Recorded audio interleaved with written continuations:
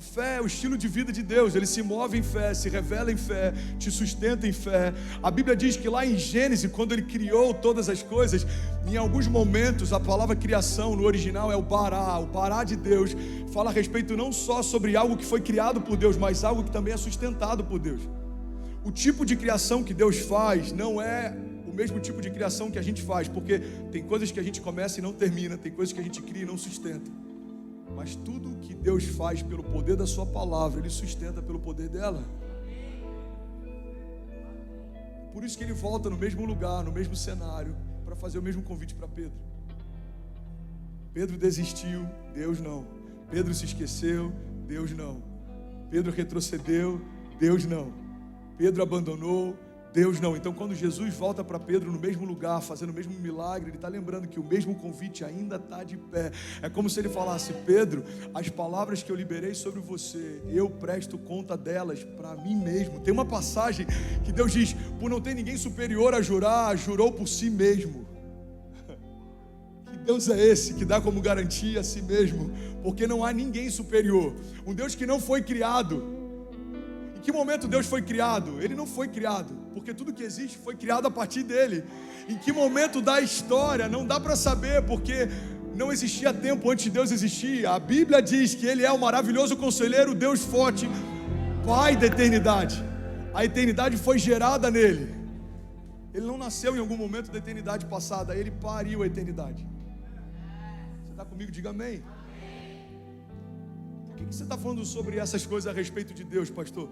Porque muitas vezes esvaziamos a nossa expectativa no milagre semanal, banal, diário, porque estamos esquecendo as características eternas de um Deus glorioso que pode todas as coisas. Pastor, eu não sei se dá mais tempo de Deus mudar essa história. Irmão, em 6 dias Ele fez tudo o que existe, e no 7º Ele só descansou.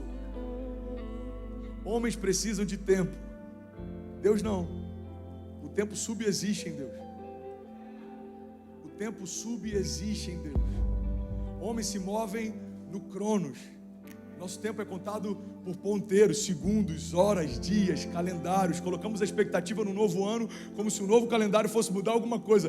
Mas a grande verdade é que, a despeito dos calendários, existe um Deus que se move no Kairos, o tempo de Deus. E se Deus quiser fazer 10 anos acontecerem em 10 segundos, uma palavra dele acelera o teu chamado. Se Deus quiser acelerar 10 anos de promessas em um dia, uma palavra dele faz o improvável se tornar um herói da fé. E aí todo mundo olha e fala: do nada algo aconteceu. Do nada leva muito tempo para acontecer. Você está comigo? Diga amém. O pastor está um pouco poético hoje, né? Eu estou feliz, irmão. Eu acabei de viver um dos maiores milagres da minha jornada, porque eu me expus em uma das estações de maior vulnerabilidade dela. Porque se desse errado, todo mundo ia falar: ele estava empolgado, ele viu coisas que eram da cabeça dele. Mas quando tudo acontece, uau, Deus fez algo novo. Irmão, a grande verdade é que tem muitos homens de Deus que não estão se expondo, porque se der certo, a glória é de Deus. Se der errado, a culpa é sua. Mas é melhor ser vulnerável para poder ser um canal da glória dele, do que no final da nossa jornada ficar se questionando: e se eu tivesse feito, se eu tivesse me lançado, se eu tivesse confiado, se eu tivesse caminhado? Irmão, todo mundo pode questionar Pedro voltando molhado do barco, mas ninguém pode dizer como é andar sobre as águas. Para cada novo nível de vulnerabilidade e exposição, existe também um novo nível de recompensa sobrenatural. Todas as vezes que eu me exponho mais, confio mais, me lanço mais, estou pronto para Deus fazer mais, derramar mais, transbordar mais. Nenhum herói da fé viveu o que viveu esperando Deus fazer. Cada um deles se moveu a partir daquilo que Deus falou. Irmão, pega essa chave em nome de Jesus. Quando Deus... Tem pastor revoltado com essas chaves aí, complicado, hein? Se o termo chave fosse um problema do pastoreio da igreja brasileira, meu Deus, a gente estava bem. Irmão, pega essa chave. Tudo que você vai fazer em Deus precisa ser feito a partir de algo que você ouviu de Deus. Por isso que essa ativação sem propósito muitas vezes faz muita gente se frustrar, porque não é para você sair daqui agitado pensando eu tenho que fazer algo, não, você tem que ouvir algo de Deus.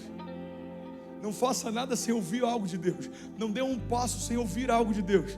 Agora, quando você ouvir, não adie um dia até que se cumpra o que Deus te mostrou. Trabalhe incansavelmente naquilo que Ele te chamou. Porque Noé ouviu algo de Deus e começou a construir uma arca, e toda a sua família foi salva pela sua obediência. Tem muito mais a ver com obediência, resiliência, sensibilidade, do que com homens fortes.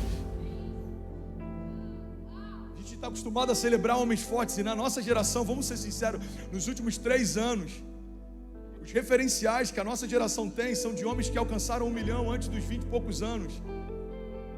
Quero que o referencial que você vai ter do seu pastor é de alguém que está ofertando 1 milhão antes dos 35 anos. Essa é a minha busca. Consegui 800 mil, já foi.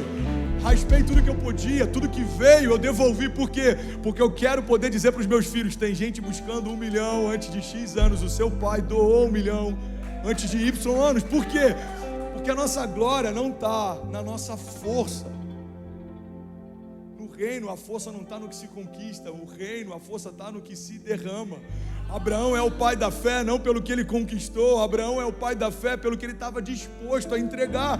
Deus fala: me dá o seu único filho, aquele que você ama. Ele fala: tudo é teu, você me deu e eu te devolvo. Aí Deus fala: não, Abraão, não precisa, eu já vi o teu coração. Você pode ter tudo que você está disposto a me entregar. Existem níveis diferentes de fé. A fé que espera, a fé que conquista, mas o nível mais denso da fé é a fé que entrega. É quando você está disposto a entregar o que recebeu. É quando você está disposto a abrir mão da sua vontade para viver a vontade de Deus. É quando você percebe que os seus planos são bons, mas não se comparam com os planos de Deus. Irmão, a palavra dele é mais alta do que a minha. A vontade dele é melhor do que a minha. Os caminhos dele são mais altos do que os meus. Você está comigo? Diga amém.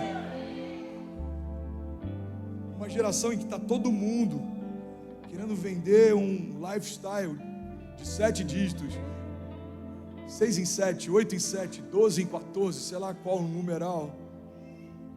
E a gente vende um lifestyle no Instagram e tem uma galera achando que isso é o ápice da sua história. No passado, os homens de Deus morriam por perseguição. Estevão foi apedrejado. A Bíblia diz que a glória de Deus brilhava na face dele. Na nossa geração, homens de Deus estão morrendo por necessidade de aprovação. Quantos chamados desativados na América, porque a gente se acomodou em ter um bom carro, morar numa boa casa e comer em bons lugares. Irmão, a América vai passar, como tudo que é natural vai, mas a glória de Deus está à espera de homens que querem fazer história com Ele. Eu não estou falando sobre abrir mão disso, eu estou falando sobre governar a ponto disso não te ter. Você pode ter tudo que não te tem, você pode governar tudo que não te governa, você pode liderar tudo que não te lidera. Então, se eu quero viver uma fé sobrenatural, eu preciso caminhar acima do natural. As coisas velhas ficaram para trás. Tem gente que não consegue viver o milagre do novo porque ainda está preso na ofensa do velho. Alguém te feriu, alguém te machucou, alguém te distratou. Irmão, deixa as coisas velhas para trás, porque em Jesus tudo se fez novo. Se abre para o novo. A gente não consegue viver milagres porque em algum momento confundiu a personalidade de Deus como um Deus que pode fazer coisas difíceis. Irmão, olha para mim, Deus não é o Deus das coisas difíceis. Deus é o Deus das coisas impossíveis. As coisas difíceis a gente faz. As coisas impossíveis só Deus faz.